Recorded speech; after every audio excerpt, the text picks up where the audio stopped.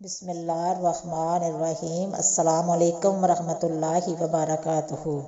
قرآن حکیم کی سورہ سبا میں ارشاد باری تعالیٰ ہے، جس کا ترجمہ یہ ہے: اور جنوں میں سے وہ تھے جو اس سلیمان کے سامنے خدمت انجام دیتے تھے اس کے پروردگار کے حکم سے، اور جو کوئی ان میں سے ہمارے حکم کے خلاف جاتا ہم اسے دوزخ کا عذاب چکھائیں گے۔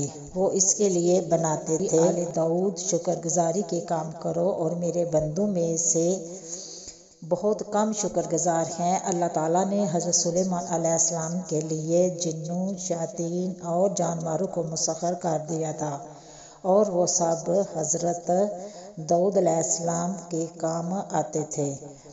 ان کے پاس ایک ایسی انگوٹھی تھی جس پر اسم اعظم کندہ تھا، جس کی تاثیر تھی کہ انسان و حیوان، چرند پرند، جن پری سب ان کے پاس کھینچے چلے آتے تھے۔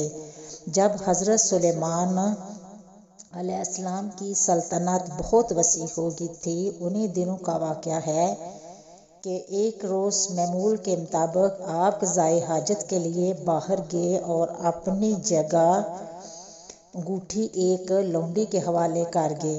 ان کے جاتے ہی دیووں کے مالک کا بادشاہ حمود لیس کی طرح وہاں آ گیا۔ اس نے لونڈی سے حضرت سلیمان علیہ السلام کی انگوٹھی حاصل کی اور تخت سلیمانی پر جا بیٹھا۔ اس انگوٹھی کے سبب سارا کاروبار سلطنت چل رہا تھا، چنانچہ انگوٹھی پاس نہ ہونے کی وجہ سے حضرت سلیمان علیہ السلام سے سب کچھ چھن گیا، اور وہ انگوٹھی دوبارہ پانے کے لیے جنگل کی طرف نکل گئے۔ چلتے چلتے وہ ایک روز بنی اسرائیل کے ایک گھر کے دروازے پر پہنچے۔ آپ بہت بھوکے پیاسے تھے۔ آپ نے دروازے پر دستک دی تو اندر سے ایک عورت نے پوچھا: کون ہے؟ حضرت سلیمان علیہ السلام نے جواب دیا: میں ہوں جس کی دعوت کرنا لازمی ہے، میرا شوہر گھر سے باہر ہے۔ خاتون نے کہا: اس کی غیر موجودگی میں غیر محرم کی دعوت نہیں کر سکتی، البتہ میرے باغ میں چلے جاؤ، جب میرا شوہر واپس آئے گا تو تمہاری مراد پوری کر دی جائے گی۔ حضرت سلیمان علیہ السلام عورت کا جواب سن کر اس کے باغ میں گئے اور پانی پی کر سو گئے۔ سونے کے دوران باغ میں کہیں سے ایک سانپ نکلا اور آپ کے قریب بیٹھ کر پہرا دینے لگا۔ اس خاتون کا شوہر باغ میں آیا تو یہ منظر دیکھ کر پریشان ہو گیا۔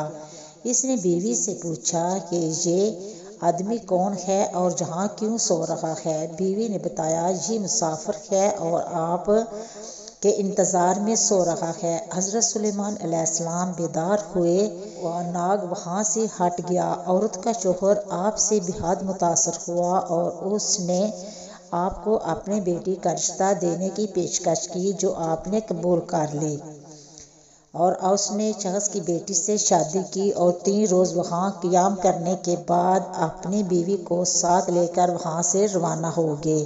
ادھر آپ کے تخت پر حمود لیس قابض تھا، جو جنات میں سے تھا۔ حضرت سلیمان علیہ السلام کا ہم شکل بن کر تخت پر بیٹھا تھا، مگر جلد ہی اس کی حرکتوں سے لوگوں کو شک ہو گیا کہ وہ حضرت سلیمان علیہ السلام نہیں ہیں۔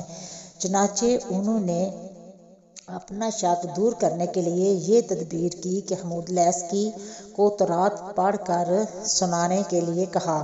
حمود لیس تو تورات نہ پڑھ سکا، جس پر اور لوگوں نے تورات پڑھنا شروع کر دی۔ حمود لیس گھبرا گیا، وہ کلام الہی سن کر وہاں نہ ٹھہر سکا اور فوراً غائب ہو گیا۔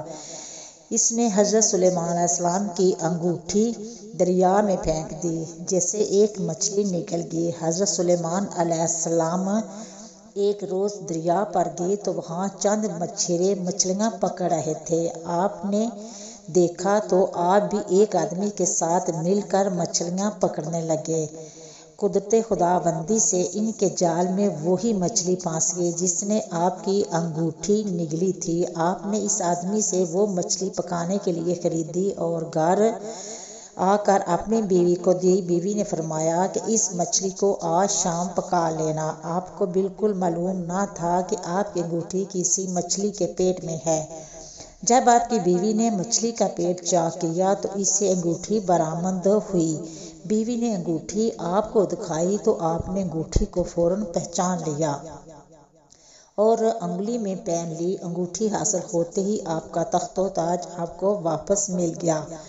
آپ نے اسے اللہ تعالیٰ کا ایک امتحان سمجھا جس میں آپ پورے اترے اور پہلے کی طرح حکومت کرنے لگے۔ امید کرتی ہوں کہ آپ کو میری یہ ویڈیو پسند آئی ہوگی۔ پسند آئی ہے تو شیئر کرنا، سبسکرائب کرنا، اچھے میں کمنٹ کرنا، دعا میں یاد رکھنا۔ ہم انشاءاللہ ملیں گے نیکسٹ ویڈیو میں، تب تک اوکے، اللہ حافظ۔